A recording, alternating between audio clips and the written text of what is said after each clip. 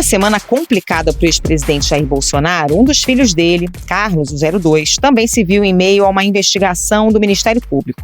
No caso, sobre denúncias de rachadinha no gabinete do vereador do Rio de Janeiro.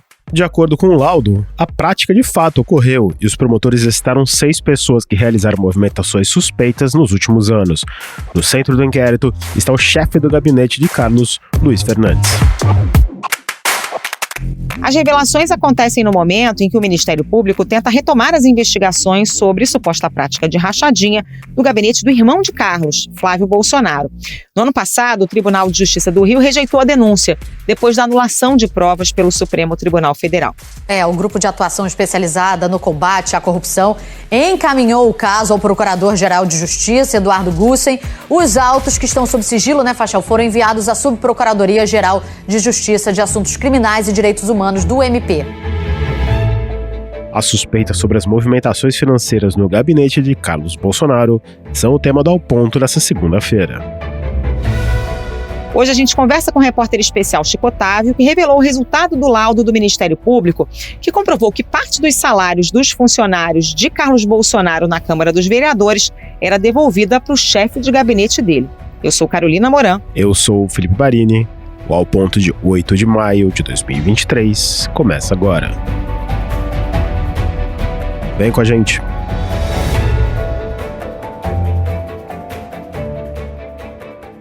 Chico Otávio, bem-vindo ao Ponto mais uma vez. A semana passada não foi nada boa para o clã Bolsonaro, E essa notícia sobre a investigação da rachadinha no gabinete do Carlos Bolsonaro caiu como mais uma bomba na família do ex-presidente. Explica pra gente o que diz esse laudo do Ministério Público do Rio e como é que começou essa investigação, que tem como base uma reportagem da revista Época lá de 2019. Bom, eu prefiro começar com o segundo ponto, Essa investigação, ela é uma investigação de âmbito criminal. Começou em 2019, quando nós mostramos que havia um esquema, ou provavelmente havia um esquema semelhante ao esquema do Flávio Bolsonaro no gabinete do irmão Carlos na Câmara Municipal. Essa reportagem ela ensejou um inquérito criminal que está sendo tocado por essa terceira promotoria e um inquérito de caráter civil, improbidade administrativa, que está lá correndo na área da cidadania. Então, assim, passo a passo, o juiz de uma vara especializada quebrou o sigilo de todo mundo, de todos os envolvidos, inclusive do Carlos, do chefe de gabinete, Jorge Luiz Fernandes, da mulher dele, e outras 25 pessoas, tem empresas também, mais ou menos por aí. E quando esse material chegou, encaminhado pelas instituições financeiras, ele foi repassado para um laboratório especializado em lavagem dentro do Ministério Público. Não é o promotor natural do caso que cuida disso. Quem cuida disso, normalmente, é uma equipe técnica e, assim, ela passou um tempo analisando todos os detalhes, as movimentações, até chegar a uma conclusão que foi provavelmente remetida de volta para o promotor original do caso, que agora deve, eu acho, eu não tive nenhum acesso a ele, mas presumo que ele tenha pedido algumas diligências complementares. Chico, em 2021, você chegou a publicar uma matéria sobre como o caso estava se arrastando no Ministério Público do Rio de Janeiro. O que fez as investigações voltarem a andar? Bom, aí eu acho que foi o processo eleitoral do ano passado que deu uma travada. Por uma questão até de conveniência, porque a gente sabe que existe muita pressão.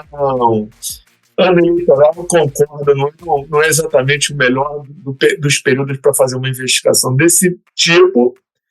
Então, na minha opinião, os investigadores tiraram o pé do acelerador, especialmente entre final de 2021 e outubro de 2022, onde então vivemos aí todo esse processo tenso, uma eleição difícil no Brasil. Resolvido o assunto, a investigação passou a andar mais rápido, tanto é que esse laudo no laboratório de lavagem da Coordenadoria de Segurança e Informação, CSI, do Ministério Público, foi remetido à terceira promotoria recentemente, deve ter aí uma coisa de um mês e meio. E por isso que, na minha opinião, esse caso ganhou mais força agora. Agora, Chico, falando ainda especificamente desse documento, quem são exatamente as pessoas citadas? Explica um pouquinho quem são esses personagens aí. O gabinete ele é composto por muita gente, mas as investigações acabaram canalizadas para 7 servidores, né? Quando você quer entender que houve uma prática de rachadinha no gabinete do Carlos, da mesma forma, nos mesmos moldes do irmão Flávio, quando Flávio era deputado estadual, a gente tem que olhar com atenção para esses 7 funcionários, né? Não um conjunto maior de 20 e tantos, mas esses 7. Por quê?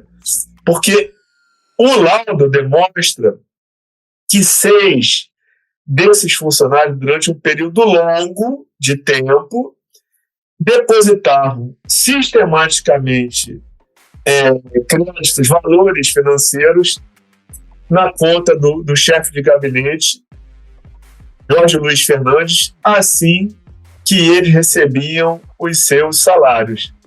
Era um processo assim automático, entendeu? E por isso que ficou meio configurada a prática de rachadinha. Porque eles recebiam os seus proventos e imediatamente repassavam esses valores, ou uma parte desses valores, né? Isso não está claro no laudo que eu tive acesso, mas uma parte desses valores para o chefe de gabinete. E a soma de todos esses repasses chega a mais de R$2 milhões no período.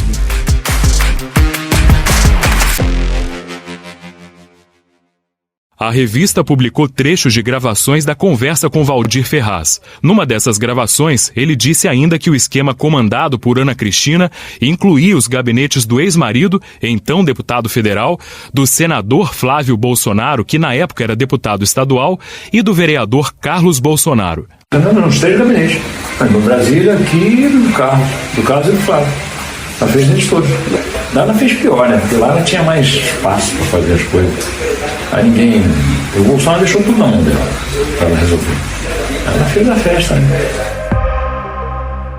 Chico, tem uma menção específica a Marta Valle, cunhada de Ana Cristina Valle, mãe de Carlos Bolsonaro, e a Marta, no passado, ela chegou a dizer que nunca trabalhou no gabinete do vereador. O que pesa contra ela? Olha, eu creio que o que pese contra ela é o fato de ter sido uma funcionária ausente, que não comparecia ao expediente do gabinete, né? E recebia normalmente. O nome dela não aparece entre os 6 funcionários que acreditavam esses valores para o Jorge Luiz. Mas, como eu disse aqui no início da nossa conversa, existe um outro inquérito em andamento no campo da improbidade. E eu acho que se ficar configurado que ela efetivamente fez uso desses valores e não trabalhou, ela vai responder com certeza por improbidade administrativa. É aí que pega para ela. E ela, como vários, né, Chico? Tem vários casos de funcionários fantasmas, né? Então, mas aí você tem que provar, né, que eram pessoas ausentes, mas que recebiam regularmente os seus proventos, né? Isso é um outro inquérito que está correndo lá na Procuradoria da Cidadania. Agora, Chico, recentemente o Carlos Bolsonaro disse que ia deixar o comando das redes sociais do pai, passou a ser mais visto na Câmara Municipal, foi até ironizado pelo prefeito Eduardo Paes, né? Que estava aparecendo para dar expediente. Ele já dava algum sinal de que sabia que estava na mira dos investigadores e que a coisa ia andar? Provavelmente. Porque essas coisas, sabe, é uma família que tem influência política, entendeu? Então é muito difícil você fechar totalmente as portas para um eventual vazamento. Ele deve ter ouvido algum bizu, ou como eu mesmo noticiei, a coisa de um mês atrás, que esse laudo já tinha sido entregue à terceira promotoria, a terceira promotoria de justiça de investigação penal especializada, e aí ele sabendo que era difícil numa quebra não se configurar a prática de rachadinha, ele começou a se mover, a dar explicações prévias e não esperar que a coisa acontecesse. Chico, a gente viu que está andando a investigação, né? Saiu o laudo, você mencionou que pode haver diligências. Quais são os próximos passos, além desses dois que a gente mencionou agora? E aquela pergunta que eu acho que quando saiu a notícia, a internet meio que explodiu. Carlos Bolsonaro tem alguma chance dele ser preso? Gente, olha só, o que o laudo já demonstrou? A prática de rachadinha. Ou seja, 6 funcionários do gabinete, ao receberem seus proventos, repassavam uma parte deles, ou a totalidade deles, sistematicamente para o chefe de gabinete. Ok? Isso está demonstrado. Eu apurei que também ficou demonstrado que o chefe de gabinete, Jorge Luiz Fernandes, Jorge Sapão, ex-militar, considerado um segundo pai para o Carlos Bolsonaro, são amigos íntimos. Carlos frequentava a casa de Jorge e tal. Esse chefe de gabinete, que tem o cargo de chefe desde 2018, mas trabalha para o Carlos Bolsonaro desde 2001, desde o primeiro mandato do Carlos, esse cidadão pagava despesas para o Carlos. Ou seja, o mesmo cara que recebia uma parte dos proventos dos 6 servidores pagava despesas pessoais do vereador. O que a promotoria quer saber? O que é importante saber agora? Se esse pagamento era regular ou se foi um pagamento eventual. Né? Um dia o Carlos estava atrasado, precisou de alguém para pagar a conta, repassou um dinheiro e esse cidadão foi lá e pagou uma conta de luz, pagou uma conta de gás. Isso foi uma coisa eventual ou não? Era uma prática sistemática, todo mês, várias contas, o condomínio, a conta de luz, a conta de gás, o supermercado, eram pagos por esse funcionário. Né? Se isso ficar configurado como uma prática recorrente, o Carlos entra no jogo, né? E vai ficar demonstrado, provado o envolvimento dele na prática de rachadinha. Se não, se foi uma despesa eventual, uma coisa que aconteceu uma vez só, 2 no máximo, eu acho que vai pegar apenas para o chefe de gabinete. Então, o próximo passo que eu entendo é ir mais a fundo, né? O laboratório, ao meu ver, está sendo reacionado de novo, está sendo instado a produzir mais provas que mostrem, digamos assim, essa segunda relação, né? Que fechem essa triangulação entre os 6 funcionários, o chefe de gabinete e o vereador. Enquanto isso não acontecer, eu acho difícil que haja algum tipo de operação ostensiva, né? Normalmente a gente chama operação extensiva as operações de rua, que envolvem prisões, busca e apreensão. Como a investigação ainda está em andamento, eu acho difícil que aconteça, a não ser que haja aí algum tipo de informação mostrando constrangimento de testemunha, destruição de prova ou então risco de fuga. É assim que eu vejo essa etapa agora da investigação sobre o Carlos Bolsonaro. E aí, o que a defesa do Carlos diz a respeito, Chico? Reclama de vazamento, né? Reclama de vazamento, mais uma vez. Não, eu acho que a estratégia da defesa do Carlos deve ser parecida com a defesa do Flávio, que é questionar a investigação, questionar os investigadores, fazer um barulho tentando travar o inquérito em algum momento, mas nunca jamais entrando no mérito, né? Porque se ele entrar no mérito, é difícil provar que não houve a prática de rachadinha. Agora, eu acho assim, Carol, a situação do Flávio era uma, né? O Bolsonaro era o presidente da República, né? O Flávio, o senador e tal, a família com uma forte influência. Hoje, a situação política é outra. O Jair é ex-presidente, né? A família já não tem essa força e está, inclusive, acuada uma investigação gravíssima em Brasília. Então, pode ser que essa estratégia que foi usada com o Flávio não colhe agora no caso do Carlos, mas vamos aguardar.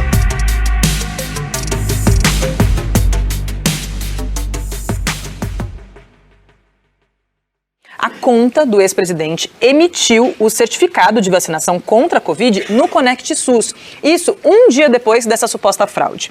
Essa informação está no relatório da Polícia Federal, que fez hoje uma operação que prendeu 6 pessoas, incluindo o tenente-coronel Mauro Cid, que é um homem de confiança do Bolsonaro. Segundo a Polícia Federal, dados falsos foram inseridos no sistema do Ministério da Saúde para que o Bolsonaro entrasse nos Estados Unidos, já que o país segue exigindo a vacinação contra a Covid, né? O ex-presidente negou a fraude e, apesar do certificado, disse que nem ele nem a filha tomaram a vacina. Queria aproveitar essa menção ao ex-presidente. Confesso que eu perdi a conta de quantos processos ele está respondendo na justiça, incluindo o STJ, STF. A colunista Bela Megali afirmou que ele já foi informado sobre a investigação e sobre os riscos que seu filho corre. Você ouviu algum sinal por parte de Brasília, por parte do ex-presidente sobre esse caso específico? Olha, eu não vejo, né? Eu não vejo. O que eu posso dizer é que existe assim, um cuidado, uma cautela muito grande do Ministério Público, né? Está escaldado com a história do Flávio, né? Que esse inquérito virou uma denúncia que acabou sendo arquivada pelo órgão especial. Existe um recurso no Supremo para reabrir a investigação, mas é difícil, né? Então, assim, todos estão se cercando de cuidados técnicos, né, para ter uma denúncia muito sólida, como é qualquer denúncia no âmbito da justiça criminal. Mas, assim, eu não vi nenhum tipo de movimentação do ex-presidente no sentido assim, de atacar, de travar, de prejudicar a investigação. A tendência do Carlos, pela nota do escritório de advocacia dele ontem, é questionar o vazamento junto lá aos órgãos competentes. Mas, no meu caso, eu acredito que esteja protegido pelo sigilo de fonte e posso dizer de antemão que eu não tenho nenhum contato com quem está diretamente envolvido nessa investigação. Pelo que eu pude ler, é uma investigação muito bem feita e muito sólida. Agora, Chico, vale a ressalva de que o caso do Carlos é um pouco diferente do caso do Flávio, porque, primeiro, o Carlos não tem direito a foro privilegiado, né? Por ser vereador. Então não vai ficar aquela discussão de se tem que ir para outra instância, essa discussão inexiste. E a origem da investigação contra o Carlos não é uma quebra de sigilo, como foi a do Flávio, que depois acabou sendo derrubada, né? Então é diferente. Não, teve quebra de sigilo, né? Mas não ordenada, uma decisão muito concreta pela vara especializada em crime organizado. Teve quebra de sigilo, sim. Mas uma quebra diferente daquela do Flávio, né? Porque a do Flávio era uma quebra de sigilo mais ampla, de vários deputados e funcionários de gabinete, e acabaram pegando o Queiroz ali. Mas não era uma coisa direcionada ao Flávio Bolsonaro, né? Num primeiro momento, não. Depois foi direcionada para o Flávio, sim. E essa quebra foi anulada, alegaram que a decisão do juiz era inepta e tal. Então, o Carol, assim, em direito, né, se costuma dizer que o papel todo aceita. Mesmo o vereador não tendo foro privilegiado, as chicanas estão aí para serem usadas. Eu acredito que os advogados recorram também a essa mesma estratégia. Eu acredito. Eu só acho que o cenário hoje é diferente do cenário do ano passado e de 2021. Mas vamos aguardar. Chico, só aproveitando essa menção, Flávio, há quantas anos o caso dele? Parado no Supremo. Né? Parado no Supremo, existe um recurso extraordinário ajuizado pela Procuradoria-Geral de Justiça do Rio, no sentido de reabrir. A maior parte das peças que comprovaram a prática de rachadinha foram anuladas. Eu acho que só sobreviveram mesmo os relatórios do COAF. Ela vai ter que ser toda refeita com nova quebra de sigilo e tudo mais, mas de certa forma peculata. Eu não sei bem qual é o prazo, mas ainda tem aí um espaço de tempo possível para se refazer a investigação. Porém, enquanto o Supremo não decidir se o caso pode ou não ser reaberto, a investigação está completamente parada. Quer dizer, o Ministério Público do Rio não pode, por enquanto, retomar essa investigação, oferecer uma nova denúncia, Chico? Porque o Ministério Público do Rio chegou a dizer que faria isso, né? Não pode. Só se tiver uma decisão de Tribunal Superior, no sentido de reabrir o caso que foi arquivado por decisão de maioria pelo órgão especial do Tribunal de Justiça do Rio de Janeiro.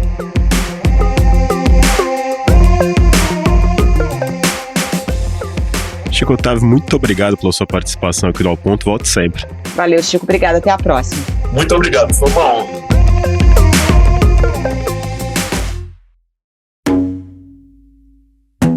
Esse foi o Ao Ponto de hoje, o podcast diário da redação do Globo.